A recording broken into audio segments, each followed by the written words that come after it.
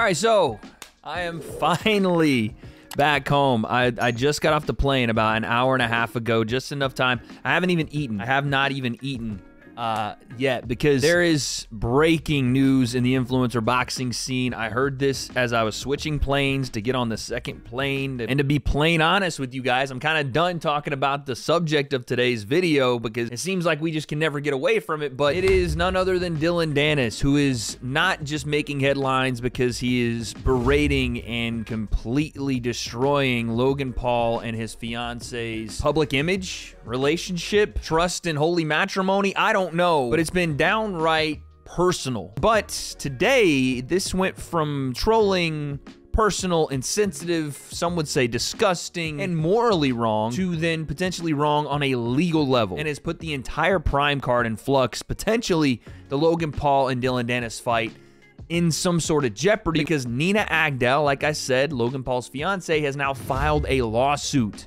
against Dillon Danis, amongst other things, including a restraining order. And now we have to talk about it. The breakdown. Let's go. But before we do that, let's give a big shout out to the sponsor of today's video, MyBookie. That is right, guys. MyBookie.ag is the spot to be for all your sports betting needs. And again, it is NFL Week 1. The NFL season is underway, so all you American football fans, you got your college football, you got your American football, and with MyBookie, you now have the brand new cash out system. Let's say you want to put down money on your favorite college football team, on your favorite NFL team, hell, on your favorite fighter at UFC 293 this Saturday. We're going to be live for that one, and I'm putting money down on the man with a lot of bark and bite, Israel Adesanya. And once again, the process is simple. You start at mybookie.ag, sign up for an account for free, and when you're ready to make your first deposit, make sure you use code WADE when you do, and you'll grab a welcome bonus on the house. And once again, college football, NFL season, UFC, other sports abound. The one spot you want to be for all your sports betting needs is mybookie.ag. Once again, folks, please gamble responsibly. Thank you to MyBookie for sponsoring this video. And now let's get back into lawsuit land. So there's a lot to get to with all of the stuff that's been filed here. But the first of the big claims or the big allegations here from Nina. And again, we should clarify that this is a lawsuit from Nina Agdal to Dillon Danis in the U.S. District Court of New Jersey. This has nothing, at least of legal sense, to do with Logan Paul. So this is a case between those two individuals because, quite frankly, Dillon has talked specifically about Logan's girl, and obviously some things that she's claiming here he's done illegal. This is from TMZ Sports, which, by the way, TMZ reached out to me. They DM'd me. I'm just gonna can I show you guys? I hadn't put two and two together yet because I was on a plane today, but this is a DM from TMZ Live that said, hey, have any interest in being on TV to comment on a story for our TV show TMZ Live via Skype? We'll have a list of topics to choose from the day you're available. I said, what's the story? Not realizing, because I'd been on a plane, what was going on. I thought it was going to be something around like a Jake Paul KSI fight. Kind of got excited. And no, it's this. So anyway, like TMZ says here, Nina Agdal sues Dillon Danis over Paul fighting trolling. Files for restraining order. So it wasn't just a lawsuit that was filed here from Nina, but also a restraining order. It goes on. Dillon Danis' incessant online trolling of Nina Agdal has driven Logan Paul's fiancé to the point of suing Dillon Danis and filing for a restraining order against him to make it stop. Now again, images that were already publicly on the internet. I'm not exactly sure what he's liable for here, but maybe it's going to be in the suit itself, which I actually did find, and we're going to take a look at in a second through all the details of all the claims. But outside of him posting things that are already public, which is, again, morally wrong, and no one of any sort of brain power is condoning Dillon to do this, and that it's a good way to promote. I've seen him promote it. It does draw eyes. He is promoting more than anyone else. Good, bad, or indifferent. That is what he's done here, but it's gone past that into, again, personal things here, and quite frankly, a legal situation. So Agdal beelined it to court Wednesday to file docs obtained by TMZ Sports claiming Danis has posted, quote, despicable things about her more than 250 times since his fight with Paul was announced earlier this summer. Is that real? I watched this happen in the first week, and then obviously something we're going to talk about later in the video, the big video that Dillon had put out. And of course, you day by day see the posts go out, and you kind of just scroll past it because, at least for a grown adult, the game gets a little bit stale after a while. I even told you guys I started to be more enticed with the promotion of KSI and Tommy Fury, and I was actually looking to try to interview Dillon, KSI, Tommy, whoever. Logan's not going to say yes to that, but anybody to then get more back into the fight talk, because that's what I care about. But it seems like this was going to continue happening and happen more than 250 times. I had seen a lot of it, but 250 fucking times? My God. In her suit, she claims she suffered humiliation, emotional distress, and reputational harm, alleging that one post from Danis made on August 11th in particular violated federal and state law. Okay, now this is where it could get a little dicey, because like we talked about with this entire thing put up, and I even made a tweet about it, I said, listen, Dillon was posting public pictures that were on Google readily available.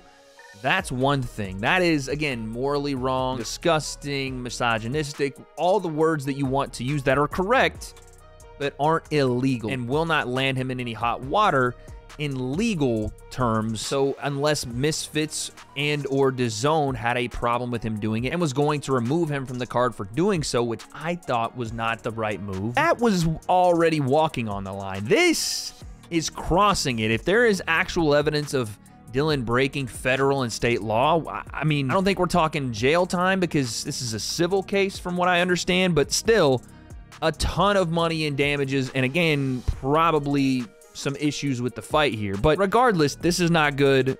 This is over the line if true. Dillon threw up a sexually explicit image of her that was taken down from a romantic encounter she had with a person more than 10 years ago. Quote, Dillon posted the photograph entirely uncensored from his ex Twitter account. Not his ex Twitter.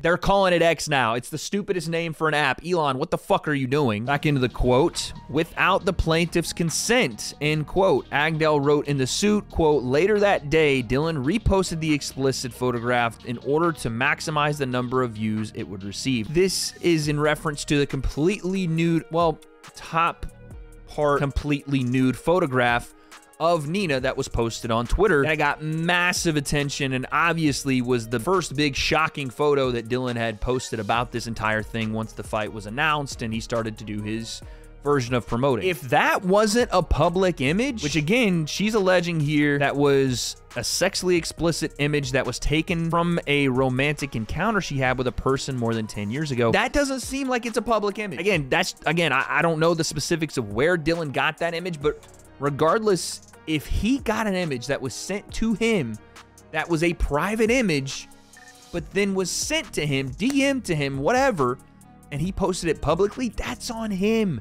That's a massive, and again, probably the person that sent it to him, but I'm pretty sure that falls under some sort of like, I don't want to get into technicalities, but revenge porn statute. Like, this is not good. 31-year-old model claims Dillon Danis only agreed to delete it after Misfits Boxing, the organization behind October 14th, Danis versus Paul Tilt, I don't know what that is, threatened to cancel the fight unless he took it down. So the threats of Dillon being kicked off the card for posting that image were actually true, which again, I wasn't in agreement with because these were public images to my knowledge at the time. Turns out they maybe weren't. And if they weren't, then yeah, I'm flipping a 180 on this whole thing, because you can't share private images of people publicly, even if you didn't obtain them privately or you thought they were public. It's still you liable for the fact that you shared a private image that was explicit without the person who was in the image consent for using it publicly. That is a big no-no. Agdell added in the suit that many of Danis's other posts have upset her, including a tweet he made on August 28th that she says showed a video of her from more than 6 years ago where she talked about, quote, her desire for intimacy during a period of celibacy. She claims in the suit that the vid had been stored deep in her Snapchat archive, quote, suggesting Danis had hacked her personal account or obtained private video from someone who had done so. This one's a little more iffy because, one, this is a video that she claims upset her, and yes, it is a private video apparently from her Snapchat account that was shared to Dillon. So it would, I guess, fall under the same kind of category, but she's also suggesting that Dillon either hacked her or obtained the private video from someone that had. Again, these are allegations. And I don't know that the man that speaks like this. What's he gonna do? He ain't gonna do shit. He's a fucking pussy, man. Defend your brother, Logan. Defend your brother, Logan. Why are you so excited about that win, Tommy? Defend your Logan, bro. Why you Yeah, go on there. Just like your dad beat your fucking kid. Come on, bro. Your dad didn't beat you? Going to be able to use some sort of cybernetic tech to hack Nina's Snapchat and get her video doesn't mean that it's okay that he used it if, again, it is a private video. If someone got that,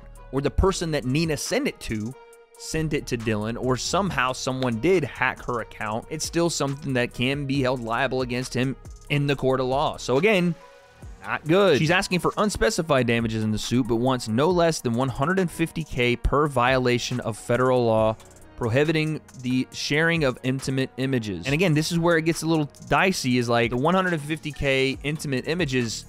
Does the Snapchat video, again, while it is unsettling and maybe upset her and is a private video, I guess, is that going to fall under the intimate images clause in the federal law to be able to charge him $150K for that post? And I'm assuming the other one that she's talking about, just that alone, $300,000, is a massive number. And again, this seems like when you heard Jake say yesterday or 2 days ago, he was like, Dillon's a pawn in this whole thing. Logan's gonna fight him, but he's still a pawn. Logan allowed him to do this, and insinuating that potentially something like this was on the way.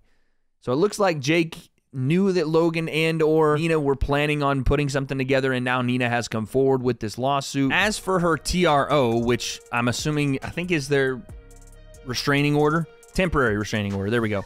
She's asking a judge to bar Danis from posting sexually explicit images of her going forward in the wake of Danis's repeated threats to release further images that could be damaging to Agdal's reputation. This is a big deal right here because of the fight, right? This doesn't ask for some sort of, which I don't even know that Nina would be able to get, some sort of restraining order from Dillon and not allow him to actually show up to the fight, his place of work, or he's employed to fight Logan that night. But it does look like, from what she's asking for, it's pretty reasonable. Again, barring what is legal here and what isn't, we'll have to find out. Again, all this allegations, but Dillon can still come and actually fight Logan on the night. The only things that Nina is asking for is $150K per violation, which is a fucking bag. I'm telling you, I looked at my Twitter monetization. It's not anywhere near Dillon's, but it's also nowhere near YouTube monetization. And I don't know if he's pulling in that kind of guap. Even with the 2 billion impressions, I don't know if he's going to be able to make that up with Elon Musk, Tesla, PayPal. Got me a new hairdo. I do jujitsu, and I'm trying to fight Mark Zuckerberg. You heard? Money. I don't think he can afford this kind of per violation fee. So this may be exactly what does finally get Dillon to calm down, but he is saying that's not happening. For Danis's part, he's been unapologetic over the post throughout the last few weeks, saying they've been helping to promote his upcoming fight with Paul.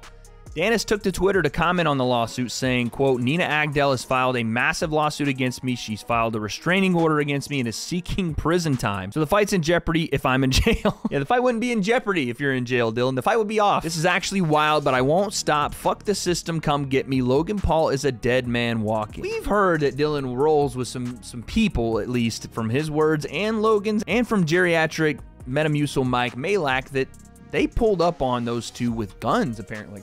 One of Dillon's guys had a gun pulled on Mike in New York. So I don't know that in your response to the lawsuit about harassment that you should be putting out declarative statements that are in writing on the internet of Logan Paul saying Logan Paul is a dead man walking without any context behind that, because that now looks like you're threatening someone who is in a relationship with someone you filed a lawsuit towards you. TMZ follows up with, we should say the lawsuit doesn't mention anything about Dillon Danis missing the fight or being barred from the event, nor does Nina ask for prison time. That's not how lawsuits work. Oh my God, that's too funny. Just the way that's written in itself does make it seem like Dillon is making a bigger deal out of like what's being alleged here than it actually is. I don't know that though. But that's not where this stops, because I got the actual legal document. Now we're not gonna go through the entire thing, but I do wanna go through the allegations point by point. And let's see if there's anything more in there that could leave Dillon feeling like that. Like he's like, oh, the prison time. Like, is there anything else in there that could have him a little spooked here, or obviously a little bit concerned with his legal standing based on what they're asking for or what's kind of embedded in here? So let's take a look. And we're going to start with the general allegations because that's why we're here. the harassment campaign against the plaintiff. Notwithstanding that plaintiff has never met, spoken to, or interacted with Danis, Danis has nevertheless made the plaintiff the primary target of his attacks against Paul. Danis has used his social media accounts to make hundreds of crude posts about the plaintiff, most of which either explicitly call the plaintiff a whore, a slut, or a similarly disparaging label. In one post on August 22, 2023, for example, Dillon Danis wrote, quote, "I just saw 20 guys go into plaintiff's room at the Fighter Hotel," intimating that plaintiff would have sex with 20 men at the same time. I mean, obviously, this is stupid. Like, that's... It's like third grade level stupid. That this is an official court document is silly to me. This on its own has no legal standing. Like, it's just Dillon tweeting some bullshit. And again, a crude manner and in a misogynistic kind of fuck you way that has no real meaning. It's just his way of just being an asshole. But again, maybe they're trying to say because they're stacked up over and over and over and over and over, it turns into a online full-on harassment campaign like it said here. But that on its own, it's just stupid. Similarly, in another X post on August 15th, plaintiff's face had been pasted onto an image with 5 men for that same reason. In other posts, Dillon included pictures that have been photoshopped or otherwise altered to make it appear as though plaintiff and Danis have been photographed together. Danis then added text to suggest that he and plaintiff have had a sexual relationship. Yeah, you know, again, I saw these. These are obviously fake images, and it looked like, again, people had started DMing Dillon pictures that either they had self-made or Dillon had someone made, which I don't know. That'd be... it's a waste of money. But then he would post them sometimes with no text, sometimes with text, with just innocuous kind of innuendos, like, look what I'm doing. But again, it's definitely crude. It's definitely, you know, in my opinion, over the line, but I don't see any legal bounds for this to be an issue other than just to stack up their claim that they want a restraining order, and that's really all I can see this specifically being used for, the restraining order, which would then make Dillon, according to the thing we saw on TMZ, stop posting about Nina. The only issue then would come from that is if it got into a point where Dillon wouldn't stop posting even after the restraining order, if this is granted, then you start to have some charges that can come out of that, and actual jail time. In one such X post on the 20th of August 2023, Danis included a supposed picture of plaintiff and himself along with the text, "The one time I didn't pull out." Okay. August 22, Danis posts another fake picture of plaintiff and himself, this time with the text, "Logan threw a tantrum and left the arena before our face-off, so I did it with a real fighter who can go more than 6 rounds." See, when they're stacked up like this in text form, it just reads like a middle school kind of back and forth, like your mom jokes type of thing, which... Again, obviously, no 6th grader has millions of followers that Dillon has now amassed, so I understand it. It just, I've said this when it came out, it's low effort garbage. Danis also has harassed plaintiff through a series of X posts distastefully joking about plaintiff's female anatomy, given her supposed sexual history, and offensively suggesting Paul should, quote, get checked for sexually transmitted diseases that he may have contracted from plaintiff. Here's an interesting point. Number 24 of this entire thing, although there are many pictures of plaintiff in the public domain given her professional success and the media attention that has come with it, not all of the content Danis has used for his posts relating to plaintiff have been publicly available prior to his posts. That is where this becomes a big issue. So if Dillon posted these publicly, then they were private images and or videos before that, and he is the first one to post them publicly, whether he knew it or not. This is where legal hot water comes in, and she actually probably does have a claim to that 150,000, whatever it is. I may not get that number, but the claim of the lawsuit in general. On August 28th, Danis posted the video of plaintiff in which she briefly discussed her desire for intimacy, period. We saw that. While plaintiff self-recorded that video more than 6 years ago, she never sent that private recording to anyone, and it was stored deep in her Snapchat archive. So she didn't even send it to anyone. We're talking about the words of Nina Agdal, which again, I'm not trying to invalidate at all. It's just I don't know how you would even check that unless someone else came forward and was like, "Yo, I got this on my phone." Like Snapchat, I know can be the company itself. I know can go back and look through these, like all the stuff you guys send on Snapchat. By the way, if you're sending some crazy shit to people, just know that it is not as private as you think. For her sake, she's saying she didn't even send it. So again, this leads to the claim that Danis either has hacked plaintiff's personal account or had obtained the private video from someone who had done so. That second part is a little more believable. Again, Dillon, in my opinion, I don't think Dillon is hacking anything more than a chest cold or weeds in his front yard. But I do think there are people out there that probably either had some sort of issues with, I don't know, Nina, or maybe even just Logan Paul, more so than Nina. And the verbiage here, again, that private video has now been viewed more than 135 million times. Good God. Number 28, among Danis's many offensive posts, at least one violated federal and state law and gives rise to the claims asserted in this complaint. And this is what we talked about earlier, the explicit photo. In the course of the romantic encounter, the plaintiff, a non-party, more than 10 years ago, the non-party took a sexually explicit photograph of plaintiff without her consent. So she's saying that she didn't even know this picture was taken, or she didn't give consent for it to be taken, but then, I don't know.